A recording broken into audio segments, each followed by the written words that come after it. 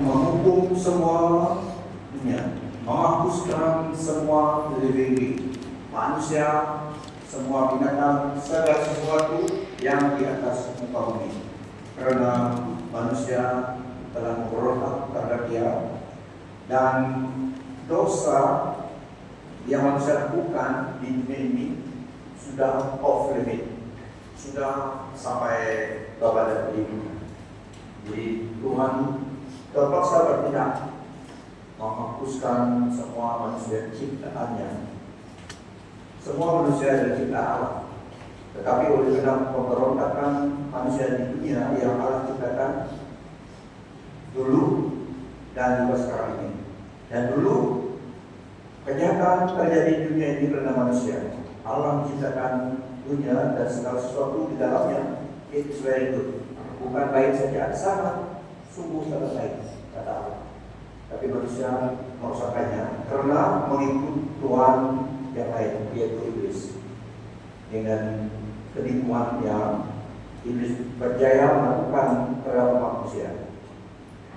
Makanya Tuhan tidak ada opsi lain selain membuat satu new chapter lagi ke dalam dunia ini, menghapuskan semua manusia yang dulu.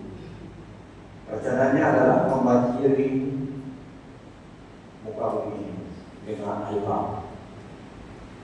Dia beritahu kepada hambanya Nabi Nuh, planningnya, begitu blueprint bagaimana mau buat arsiteknya. Tuhan beri blueprint kepada Nabi Nuh, melakukan semua itu apa yang Tuhan katakan. Waterproof semua, dan semua kompartmen ada di dalam. Kemudian instruk supaya membawa binatang supaya survival. Dan Nabi Nuh rela mengasihi manusia karena kasih Allah dalam dirinya. Dia memberitakan hukuman akan datang. Bertobatlah, hukuman akan datang. Jadi perintah Allah membuat bantara di atas bukit, manulu manulu, gunung yang tinggi. Apa itu landing sesudahnya di Mount Ararat. Tapi waktu dia buat bantara itu di atas paling yang cukup tinggi bagi dia buat kapal itu. Di dalam siang-siang kemarau, dia beritahu kepada manusia pada masa itu Tuhan akan menghukum karena kejahatan manusia. Tapi manusia ketawa. Waktu mereka lihat pas dia lihat Nabi Nuh dan anak membawa kapal, ini orang gila. Apa buat kapal atas bukit, atas gunung, di mana kemarau? Bagi mereka sebuah pembunuhan. Tapi dia telah beri pesan dari Allah kepada manusia supaya mereka diselamatkan. Karena dia percaya pasti akan melakukan. Manusia tidak percaya. Yang percaya adalah Nephilim, orang giant, gegasi pada masa itu. Karena firman Tuhan, gegasi pada masa itu ada seperti Goliat, saudara malah Goliat ada. Nephilim ini adalah keturunan manusia dan malaikat yang terjatuh, angels. Malaikat datang ke dunia ini melanggar perintah Allah, transgression, mengawini anak-anak manusia perempuan, sehingga lahirlah manusia-manusia yang gagah perkasa, tapi tidak ada hati belas kasihan, tidak ada hati kemanusiaan dalam hati mereka. Semua mau kontrol, mau menghancur saja, conquer hanya mereka saja. DNA Nephilim masih ada di dunia ini. Pada masa itu orang Nephilim kena half manusia, half giant. Mereka tahu wadi itu, mereka percaya. Mereka tahu kalau alam melakukan judgment-nya, dia des akan turun, dia des akan turun. Seperti sekarang juga iblis tahu harinya sama harinya semakin dekat dan dia bekerja keras. Tapi manusia tidak semua percaya Tuhan akan datang mengangkat derajatnya. Mereka tidak percaya. Mereka senang dengan AI dan semua progression dalam dunia ini kemajuan. Mereka tidak percaya, tidak tidak menghiraukan, betul, menghiraukan. Dia tidak concern, karena mereka tidak percaya. Tapi firman Tuhan katakan, Tuhan Yesus segera akan datang dan the days of grace is at hand. Yang percaya adalah iblis dan kontrolnya.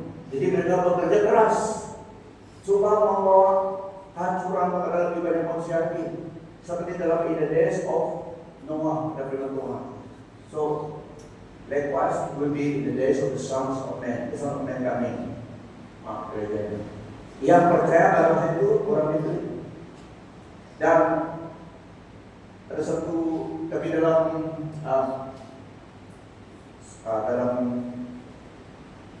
gambaran itu orang Nephilim ini tadi karena mereka percaya, mereka bincang Tuhan alam pasti melakukan. So our days are numbered. Jadi Nabi Nuh ini yang agent Allah. So mereka target dia. Seperti dalam akhir zaman juga yang iblis dari muncul-munculnya target adalah bukan orang duniawi. Sudah dalam teori mereka tidak target mereka lagi. They don't lose the resources karena mereka sudah dalam belakang mereka. Yang mereka target adalah orang percaya, orang yang suka percaya dengan Tuhan dan mengenal Tuhan. Pada masa itu orang Nephilim, giant, generasi itu target Nabi Nuh. Mereka datang di keserang kapalnya. Tetapi Allah tahu, suruh satu malaikat nama dia Michael, the archangel datang. Dia jaga kapal itu. Dunia alam rohani dan alam nyata ada. Yang kekal adalah alam rohani. Orang yang believe kena half human being, half spirit DNA mereka. Kena DNA daripada mereka yang terjatuh bersama dengan perempuan manusia di dunia ini.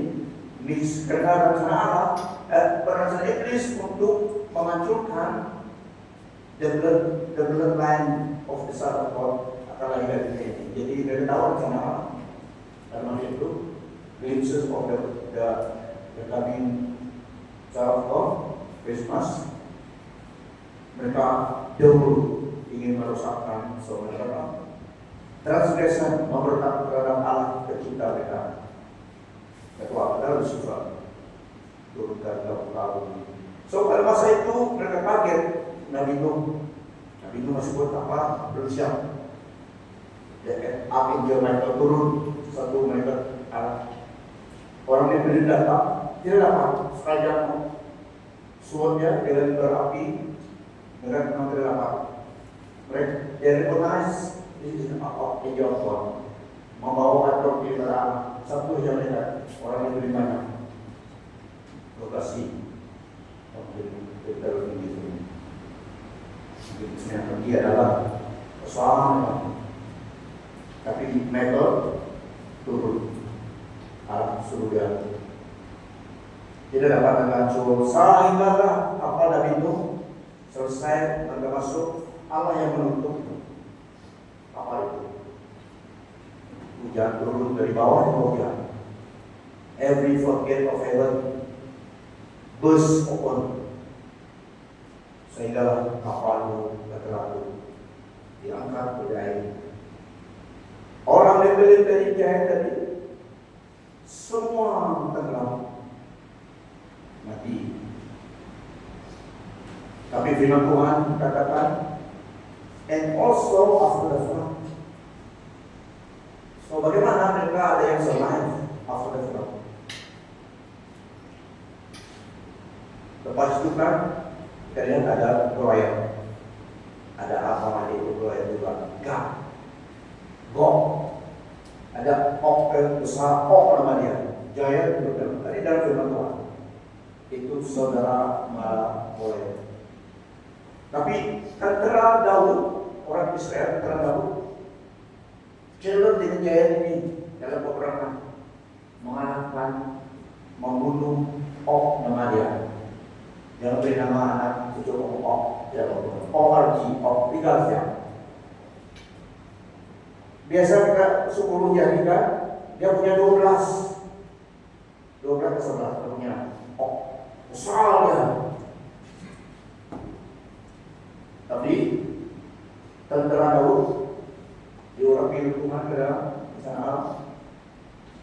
Daud juga sendiri membunuh Goliat. Goliat pemain tinggi besar. David just a gentleman kecil, dewasa berumur 17 tahun, mana dengan seling dia. Karena bukan seling yang mana menentukan Goliat, tetapi siapa yang behind dari David. Dan juga itu kita. Musuh kita terlalu kuat untuk kita, tetapi yang bagi kita, yang mampunya kita, who on us, that's the realitas, yaitu Tuhan Allah yang memelihara kita, Bapa kita. Amen. Jadi kita umat pemenang karena Yesus Kristus. Meskipun mungkin Anda memandang kepada musuhmu, we are like grasshoppers before them. Tapi orang sudah pada suatu ketika mereka lihat orang musuh mereka, waktu mereka pisawe tanah itu mereka lihat bagi report. Kita seperti belarang di depan mereka, tangan tinggi. The son of God. To us, we are like grasshoppers to them. Tapi kali dari Yosua katakan kita dapat mengalahkan, dan dapat berbicara daripada perspektif lain. So, dua perspektif hidup dalam dunia ini sebagai orang percaya. You side with God or you side with the majority untuk God. Katakan pada mahal Muslim itu terdosa. Ya, terdosa.